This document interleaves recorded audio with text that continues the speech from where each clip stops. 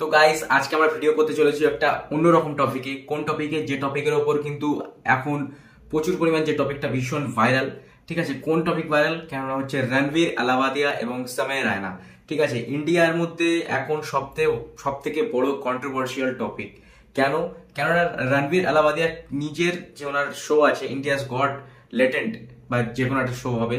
ঠিক আছে, তো শোটার নাম একটা মানে অন্যরকম, কি বলবো। ঠিক আছে, আমিও সব শো দেখি না কোনোদিন, এটা কমেডির নামে যে কি করে আমি বুঝি না। তো ওখানে এমন একটা স্টেটমেন্ট দিয়েছে যেটা শুনলে আপনার মাথা ফেটে যাবে। ঠিক আছে, মাথায় আগুন ধরে যাবে বলা যায়। ঠিক আছে, যে কথাটা উনি বলেছেন সেই কথাটা কিন্তু একদমই নেওয়া যায় না। কমেডির নামে এটা কি চলছে আমি জানি না। ঠিক আছে, তো সেই ভিডিওর উপরেই আজকে আমরা দেখতে চলেছি এবং তো আপনারাও ভিডিওটা দেখতে থাকুন। আপনারা যারা নতুন আছেন চ্যানেলে তো তাদেরকে বলবো ভিডিওটা দেখুন, ভালো লাগলে অবশ্যই ভিডিও লাইক করবেন এবং চ্যানেলকে সাবস্ক্রাইব করতে ভুলবেন না। ওকে, তো চলুন গাইস আমরা সরাসরি ভিডিওটা দেখে নিই। सोशल मीडिया पर नया कलेश मचा हुआ है दोस्तों। एक पॉपुलर पॉडकास्टर ने एक शो में एक ऐसी बात बोल दी जिसके बाद पूरा सोशल मीडिया ही धुआं धुआं हो गया है। लोग बोल रहे हैं कि हमने लाइफ में गंदी बातें तो बहुत सुन रखी थी, मगर इस बार कुछ ऐसा सुन लिया है कि हमारे कान भी हर 10 मिनट के बाद हमें यही बोलकर थप्पड़ मार रहे हैं कि ये क्या सुना दिया बे। इस शो में कुछ जोक्स देखने के बाद रक्तदान करने गए लोग अस्पताल वालों को अपने नेत्रदान करके भी आ गए हैं। बोल रहे हैं कि आप लोग इसे भी रख लो, अब हमें ये आंखें नहीं चाहिए।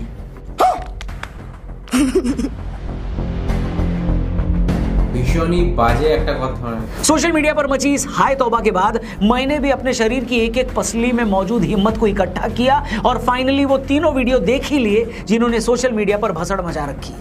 इससे पहले कि जिल्ले इलाही यानी कि मैं इस पूरी कंट्रोवर्सी पर अपनी 2 कौड़ी की राय दूं, पहले आपको यह बता देता हूं कि उन तीनों वीडियोस में आखिर है क्या। क्या बात कर रहे हैं? पहला वीडियो जो एक मशहूर पॉडकास्टर का है, उसमें आदरणीय पॉडकास्टर जी एक कंटेस्टेंट से पूछ रहे हैं कि अगर तुम्हारे पास 2 ऑप्शन हो तो तुम उन दोनों में से क्या चुनोगे। क्या तुम जिंदगी भर अपने माँ बाप को आपस में एस से शुरू होकर एक्स पर खत्म होने वाला काम करते देखना चाहोगे?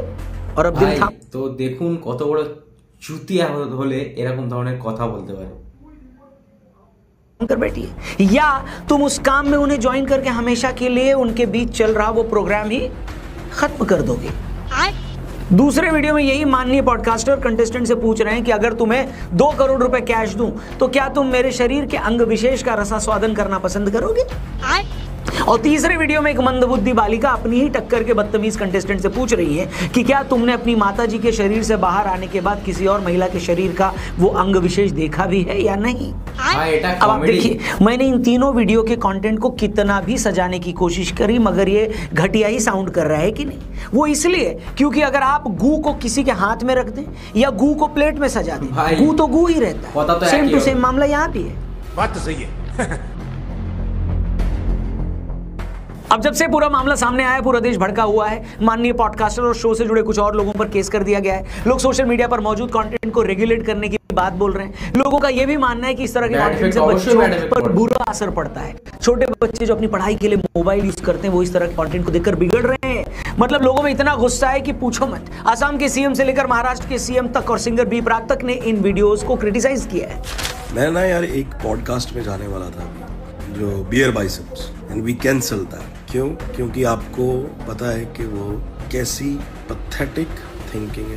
अब कुछ लोग पूछेंगे कि यार जिस शो में सारी बातें की गई वो शो तो 6 महीने से यूट्यूब पर है और 6 महीने से ही वहां पर डार्क कॉमेडी की जा रही है, तो इस बार ऐसा क्या हो गया, इस बार इतनी हाय तौबा क्यों मची है। और इसी बात को समझना बहुत इंपॉर्टेंट है दोस्तों। पहली बात तो ये है कि इस बार आदरणीय पॉडकास्टर ने जोक के नाम पर जो भी बोला है वैसी बात तो आज तक शायद ही कभी किसी इंडियन शो में बोली गई हो, जहां आप किसी के माँ बाप के फिजिकल रिलेशन का मजाक बना रहे हैं और एक बच्चे से पूछ रहे हैं कि क्या वो उन लोगों को ज्वाइन करेगा।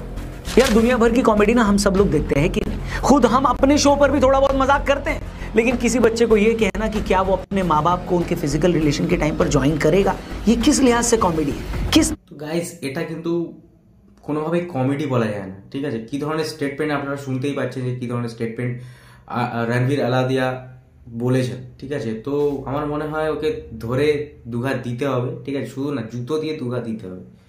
এত বড় ব্রডকাস্টার, এত কিছু উনি মোদিজি ওনাকে বলেছেন যে বেস্ট ক্রিয়েটার, আর উনি এমন করছে। ঠিক আছে, তো কি এটা কি ধরনের কমেডি হচ্ছে ভাই? কন্টেন্টের নামে এটা কি হচ্ছে? যাতা तरीके से फनी है, मुझे नहीं पता। रिलेटेबल हो। वैसे ये भी मैं आपको बता दूं कि इस तरह की ह्यूमर को पूरी दुनिया में कोई भी अप्रिशिएट नहीं करता। वो लोग करते भी हो तब भी आप तो बोलने से पहले थोड़ा सोच लेते, बुद्धि लगा लेते कि यार हमारे कल्चर में हम अपने पेरेंट्स के लिए ऐसी बात बोल सकते हैं या नहीं बोल सकते। हेलो, एक तरफ तो आप अपने पॉडकास्ट में स्पिरिचुअलिटी, मेंटल पीस की, भारतीय कल्चर की बात करते हैं, और दूसरी तरफ इस तरह का चुराया हुआ घटिया जोक।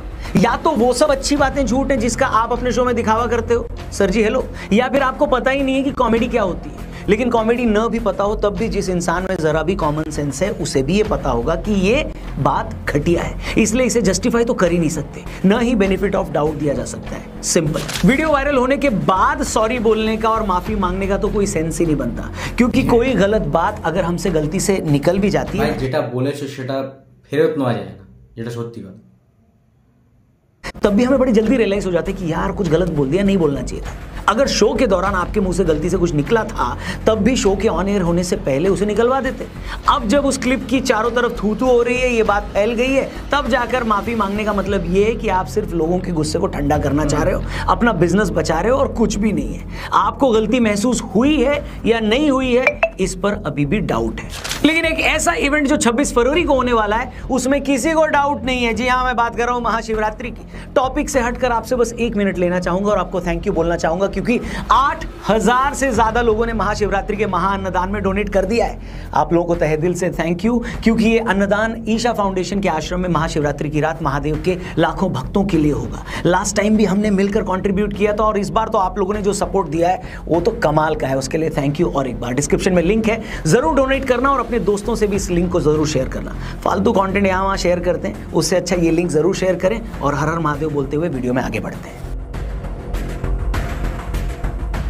इस पूरी कंट्रोवर्सी पे एक बात ये भी बोली जा रही है कि समय रैना भी तो ऐसी बातें करता है, तो इस बार इतना स्यापा क्यों मचा है? समय रैना और उन पॉडकास्टर में क्या फर्क है ये हमारे लिए समझना बहुत जरूरी है। पहली बात तो ये कि आप समय रैना की कॉमेडी से अग्री करो या न करो, ये अलग बात है, लेकिन जब तक इंसान एक लिमिट पार नहीं करता तब तक लोगों को भी प्रॉब्लम नहीं होती है। सोसाइटी भी आपको उतना स्पेस देती है, जैसा कि पिछले 6 महीने से इस शो को मिला भी हुआ था। क्योंकि ऐसा नहीं कि डार्क कॉमेडी करने वाले को ये बात पता नहीं होती कि बाउंड्रीज कहाँ है, उसको भी पता होता है, लेकिन इस बार वो बाउंड्रीज क्रॉस हुई हैं। आप एक बच्चे और उसके माँ बाप को लेकर तो ऐसी बातें नहीं कर सकते ना बॉस। अगर हम दुनिया के सबसे पवित्र रिलेशन को, रिश्ते को इस तरह से घटिया मजाक का टॉपिक बना देंगे तो फिर रिस्पेक्ट के लायक बचेगा क्या? माना कि कॉमेडी में फ्रीडम होनी चाहिए तभी तो कॉमेडियन खुलकर बोल सकता है, अग्री, मगर बोलने के लिए तो 1000 टॉपिक है ना बॉस। आप एक रोस्ट शो में भी बिना किसी के माँ बाप को इन्वॉल्व किए भी तो रोस्टिंग कर सकते हो, लेकिन कुछ देर के मजाक के लिए आप जाने अनजाने बच्चों के सबकॉन्शियस माइंड में ये बात क्यों डाल रहे हो कि तुम्हारे माँ बाप भी मजाक उड़ाने लायक हैं?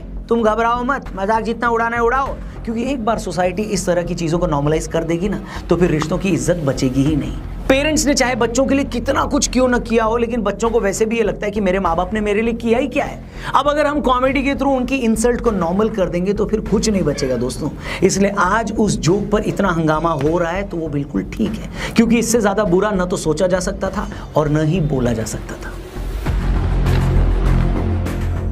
तीसरी और सबसे इंपॉर्टेंट बात यह है कि जब समय जैसा कॉमेडियन अगर कोई डार्क जोक सुनाता है तो उसकी ऑडियंस को पता है कि वो क्या बोल रहा है, वो ऐसे जोक सुनाता रहा है। लेकिन जब एक आदमी ने अपनी इमेज यूथ आइकन की बनाई हो, जो आपको हेल्थ पर भी ज्ञान देते हो, जो मेंटल पीस की भी बात करते हो, जो स्पिरिचुअल लोगों को अपने पॉडकास्ट में भी बुलाते हो, जब वो अचानक से इस तरह की बात करने लगे तो लोग शॉक्ड हो जाते हैं, वो इसके लिए तैयार नहीं होते। एज अ कंटेंट क्रिएटर आपको भी ये बात पता होनी चाहिए कि आपने किस तरह के कंटेंट के जरिए अपनी क्या इमेज बनाई है। आपने अपने पीछे ऐसे यंगस्टर्स की भीड़ लगाई है जो आपको अपना आइडल मानते हैं, आपकी रिस्पेक्ट करते हैं। फिर वही लोग एक दिन जब देखते हैं कि आप इस हद दर्जे की घटिया बात कर रहे हो तो उनका इन्फ्लुएंसर से भरोसा ही उड़ जाता है। वो कंफ्यूज हो जाते हैं कि आपकी रियल पर्सनैलिटी है क्या आप सच में वैसे ही मैच्योर और सिंसियर आदमी है जैसा आप अपने वीडियो में खुद को दिखाते हैं, या आप वैसे हैं जैसा आप जोक मार रहे हैं? क्योंकि दोनों चीजें एक साथ तो सच नहीं हो सकती। और आज एक पॉडकास्टर के कुछ कमेंट्स या जोक्स पर इतना हंगामा मचा हुआ है तो उसकी रियल वजह भी यही है, क्योंकि उसने जो शो में बोला उसकी उम्मीद किसी को नहीं थी। मेरे को मालूम है इस वीडियो में ऑलरेडी बहुत ज्ञान हो चुका है, लेकिन आखिर में मैं इस बात को भी अंडरलाइन जरूर करना चाहूंगा कि आजकल जिस तरह की एडल्ट कॉमेडी या वल्गर कॉमेडी ट्रेंड कर रही है उसका रीजन क्या है। और उसका रीजन ये है कि आज हम एक ऐसे टाइम में जी रहे हैं जहां हमें कोई भी चीज नॉर्मल पसंद नहीं आती है। हमें खाने से लेकर देखने तक हर चीज में कुछ स्पाइसी चाहिए जो हमारी सेंस को हिलाकर रख दे। यही बात कॉमेडी में भी है। जब एक कॉमेडियन स्टेज से ऐसी बातें करता है जो आज से पहले पब्लिकली नहीं बोली गई हैं तो उस बात की एक शॉक वैल्यू होती है। इसी वजह से बहुत सारे लोग उसे सुनते हैं कि अरे इसे देखो, इसे अच्छा सुनो ये क्या बोल रहा है, लेकिन हर चीज की तरह इस ट्रेंड की भी एक लिमिट है। आप देखना कुछ टाइम के बाद इस तरह के कंटेंट पर लोग शॉक्ड होना बंद हो जाएंगे, फिर वही लोग सरवाइव कर पाएंगे इस कंटेंट इंडस्ट्री में जिनके पास सच में कहने के लिए कुछ मीनिंगफुल बातें होंगी, जिनके पास सुनाने के लिए कुछ मजेदार किस्से होंगे, कुछ अच्छे ऑब्जर्वेशंस होंगे। ये एक फेज है। कॉमेडी अभी भी भारत में इवॉल्व हो रही है। आज जिन बातों पर शॉक्ड होकर लोग हंस रहे हैं, कल को लोग ऐसे जोक्स पर हंसने वालों पर हंसेंगे। अब बस वेट करो, आखिर में बचता सिर्फ कंटेंट है, बता रहा हूं। हर तमाशे की एक उम्र होती है। बाकी आज की वीडियो में इतना ही। आपकी इस पूरे मैटर पर, पूरे मामले पर क्या राय है कमेंट करके बताना। क्या পুরো ভিডিওটা দেখলাম, ভিডিওটা দেখে যে ভিডিওর কনক্লুশনে একটাই কথা বলতে চাইবো যে কমেডির জায়গায় ঠিক আছে। আর এখন যে নতুন একটা ট্রেন্ড চলছে যে ডার্ক কমেডি, ভাই ডার্ক কমেডিটা কি ভাই? কমেডি কি ডার্ক, ইয়েলো, গ্রিন, নানান রকম কালার হয়? কমেডি ইজ কমেডি, ঠিক আছে। কমেডি কি করে করা হয়? মানুষকে হাসানোর জন্য। মানুষ যত হাসে তার লাইফটা আরো লং হয়, যেটা আমি কথাই শুনেছি, অনেকেই কথা শুনেছে যে মানুষ যত হাসে তার শরীর অনেক ইমপ্রুভ হয়, তার লাইফটা আরো লং হয়, ঠিক আছে। কিন্তু কমেডির নামে এই যে নোংরামিগুলো, এগুলো তো ঠিক নয় ভাই, ঠিক আছে। এগুলো কি কমেডির নামে কারোর বাবা মাকে নিয়ে একটা রোস্ট করলো, বাবা মাকে নিয়ে একটা কোনো কথা বললো। আমাদের ইন্ডিয়াতে স্পেশালি যখন কেউ কারোর বাবা মাকে নিয়ে কথা বলে না, সে কিন্তু হাতাহাতিতে নেমে পড়ে, ঠিক আছে। ওখানে মারধর করা শুরু করে দেয়। আর এখানে রণবীর আলাবাদিয়া, ওর নামটাও আমি নিতে হয়, ঠিক আছে। তো উনি এমন একটা স্টেটমেন্ট করেছে যে বাবা মা যখন, আমি বলতে পারবো না, আমাকে এতই জিনিসটা জঘন্য লাগে, ঠিক আছে। তো ওরকম একটা বাজে স্টেটমেন্ট দিয়ে এটা বলছে, তো কি করে আমি জানি না যে এটা কমেডি, এটা কি ধর, এটা কমেডি কোথায় মনে হচ্ছে ভাই? আমার একটা কথা বলো, এটা কমেডি কোথায় মনে হচ্ছে? এটা শুনলে লোক হাসবে? এটা কোনো হাসার একটা বিষয়?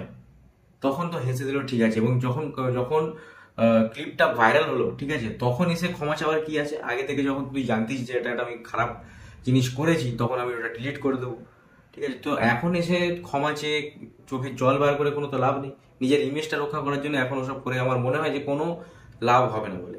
তো দেখা যাক, ঠিক আছে। আর যে রিপোর্ট করেছে পুলিশ, তো অবশ্যই একদম ঠিক কাজই করেছে, এদের শাস্তি হওয়াই দরকার। কন্টেন্টের নামে যা খুশি তাই শুরু করে দিয়েছে, ঠিক আছে। তুমি ভাই ইন্ডিয়াতে বাস করো ভাই, এটা তো তোমাকে মানতে হবে। ইন্ডিয়াতে বাস করো, আমাদের একটা কালচার আছে, একটা হেরিটেজ আছে, সেটাকে বজায় রাখা আমাদেরই দায়িত্ব। আর এরকম ভাবে যদি আমরা তো ইউএসএ থাকি না, আমরা তো আমেরিকাতে বাস করছি না, আমরা ইন্ডিয়াতে বাস করছি, তো সেটা তোমাকে জানতে হবে। তুমি স্মার্ট হয়েছো বলে যে তুমি অনেক দূর এগিয়ে গেছো তা তো না। এই ধরনের কন্ট্রোভার্সিয়াল, মানে কি বলবো, এই ধরনের মন্তব্য করা কোনোদিনই উচিত না। আর যদি করে থাকো তাহলে তোমাকে শাস্তি পেতেই হবে, কেউ রুখতে পারবে না।